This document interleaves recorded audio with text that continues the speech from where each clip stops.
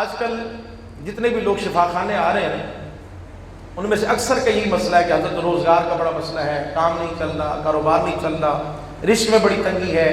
مہینہ ختم ہونے سے پہلے ہی جو کچھ ہم کماتے ہیں وہ سب ختم ہو جاتا ہے، کوئی وظیفہ بتائیے تاکہ ہمارے روزی میں برکت ہو۔ اور میں پہلے بھی عرض کر چکا ہوں، آج پھر عرض کر رہا ہوں، میرے کریم آقا صلی اللہ علیہ وسلم کی بارگاہ میں جب ایک شخص نے آ کر عرض کیا رسول اللہ صلی اللہ علیہ وسلم میرے گھر میں بڑی تنگی ہے، روزگار کا بڑا معاملہ ہے، تو سرکار مدینہ صلی اللہ علیہ وآلہ وسلم نے فرمایا کہ جب گھر میں داخل ہو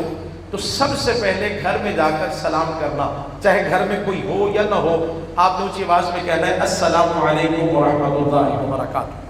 دوسرا کام یہ کرنا، میرے محبوب علیہ السلام نے فرمایا کہ پھر مجھ پر سلام بھیجنا، اور تیسرا کام محبوب علیہ السلام نے فرمایا پھر ایک مرتبہ پڑھ لینا سورہ اخلاص، یعنی قل هو اللہ احد اللہ الصمد لم یلد ولم یولد ولم یکن لہ کفوا احد۔ یہ عمل کر لینا بہت آسان عمل ہے، اور یہ کوئی عام عمل نہیں ہے، یہ حسنین کریمین کے نانا جان کا بتایا ہوا وظیفہ ہے۔ اس وقت جو ہمارے حالات ہیں، اور یہ ابھی میرے پاس جو دعاؤں کی پرچی ہیں اس میں بھی روزگار کا مسئلہ،